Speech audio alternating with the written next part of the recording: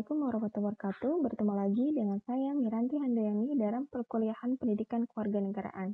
Pertemuan kali ini akan membahas mengenai pemilihan umum, hak pilih, dan korupsi yang akan dipresentasikan oleh kelompok 5 oleh Mas Sakti Catur Prasetya dan Khairul Rizal. Dan selamat menyaksikan. Assalamualaikum warahmatullahi wabarakatuh. Waalaikumsalam. Saya dari kelompok 5 ingin menjelaskan pengertian tentang hak pilih. Sebelumnya, perkenalkan nama saya Khairul Rizal dan teman saya Sakti Catur Prasetyo. Yang pertama itu pengertian hak pilih.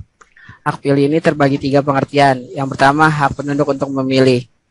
Hak penduduk untuk memilih yaitu dalam masyarakat yang demokratik, penduduk yang usianya di atas batas boleh memilih dalam pemilihan umum.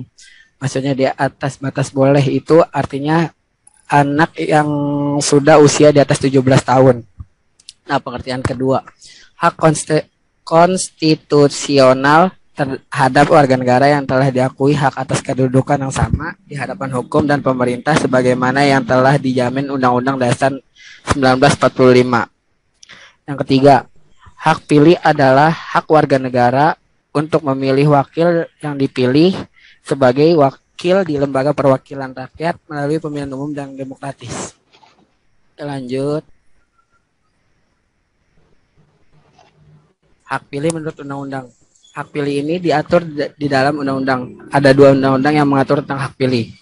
Yang pertama ada Undang-Undang Nomor 39 Tahun 1999 tentang hak pilih manusia menyebutkan bahwa setiap warga negara berhak untuk dipilih dan memilih dalam pemilihan umum berdasarkan persamaan hak melalui pemungutan suara yang langsung, umum, bebas, rahasia, jujur, dan adil sesuai dengan ketentuan perundang-undangan.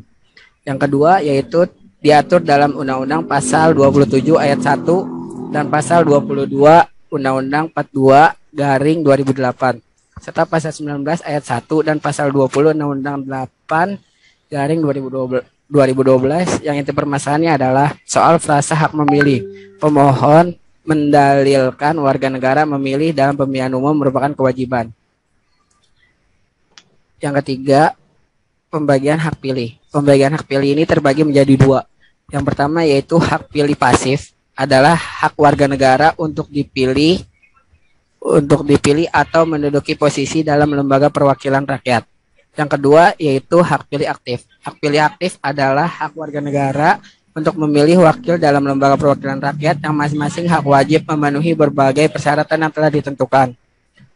Pengertian pemilihan umum itu adalah secara umum suatu proses yang untuk memilih orang-orang yang akan menduduki kursi pemerintahan. Pemilihan umum ini diadakan untuk mewujudkan negara yang demokratis, di mana para pemimpinnya dipilih berdasarkan suara mayoritas terbanyak. Terus pemilihan umum menurut ahli, yang pertama itu ada ahli menurut ahli Martopo.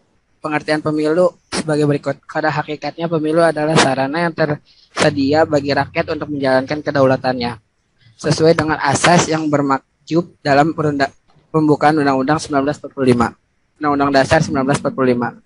Pemilu itu sendiri pada dasarnya adalah suatu lembaga demokrasi yang memilih anggota-anggota perwakilan rakyat dalam MPR, DPR, DPRD yang pada gilirannya bertugas untuk bersama-sama dengan pemerintah menetapkan politik dan jalannya pemerintah negara.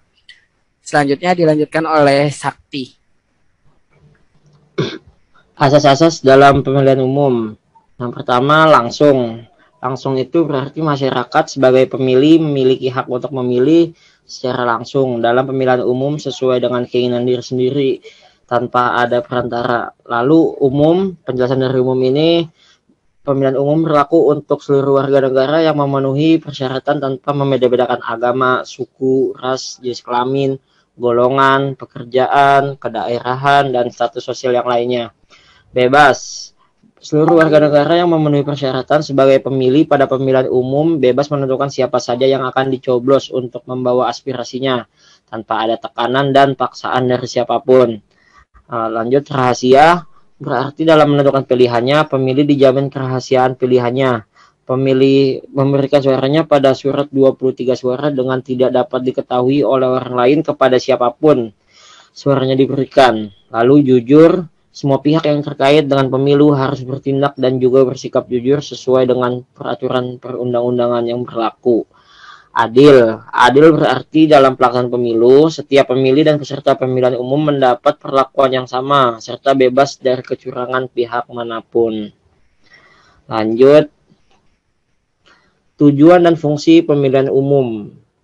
Tujuan pemilihan umum yaitu dalam pelaksanaannya berdasarkan Undang-Undang Nomor 8 Tahun 2012 Pasal 3, yakni pemilu diselenggarakan untuk memilih anggota DPR, DPRD, provinsi, dan DPRD kabupaten kota dalam Negara Kesatuan Republik Indonesia yang berdasarkan Pancasila dan Undang-Undang Dasar Negara Indonesia tahun 1945. Fungsi pemilihan umum ini menurut CST Kansil dan Christine ST, Kansil fungsi pemilihan umum sebagai alat demokrasi yang digunakan untuk yang pertama mempertahankan dan mengembangkan sendi-sendi demokrasi di Indonesia.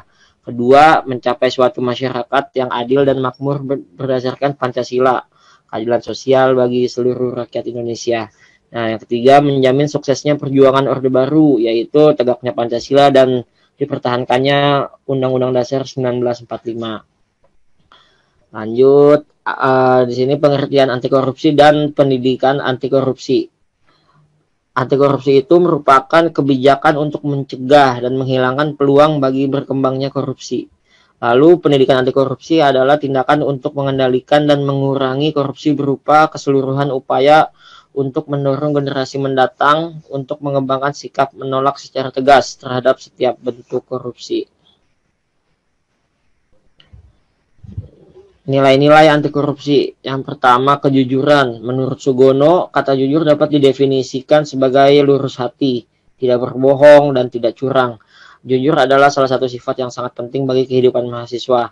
Tanpa sifat jujur, mahasiswa tidak akan dipercaya dalam kehidupan sosialnya. Sugono tahun 2008. Nilai kejujuran dalam kehidupan kampus yang diwarnai dengan budaya akademik sangatlah diperlukan.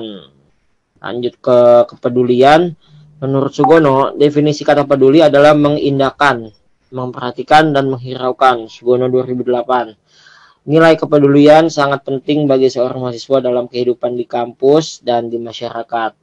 Kemandirian. Kondisi bagi mahasiswa dapat diartikan sebagai proses mendewasakan diri, yaitu dengan tidak bergantung pada orang lain untuk mengerjakan tugas dan tanggung jawabnya.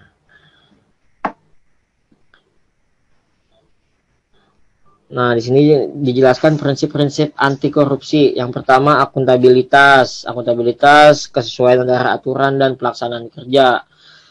Lembaga mempertanggungjawabkan kinerjanya sesuai aturan main, baik dalam bentuk konvensi maupun konstitusi, baik pada level budaya maupun pada level lembaga. Bappenas tahun 2002.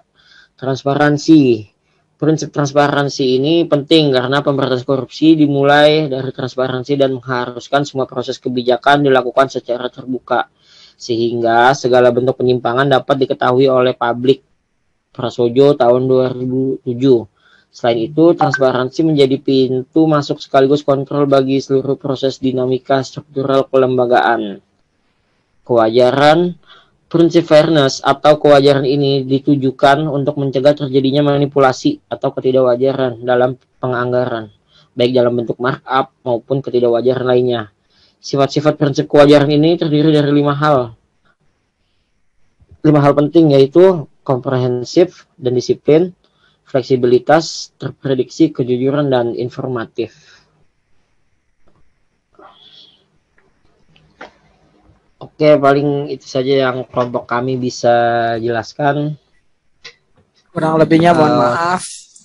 Ya. Terima kasih. Assalamualaikum warahmatullahi wabarakatuh.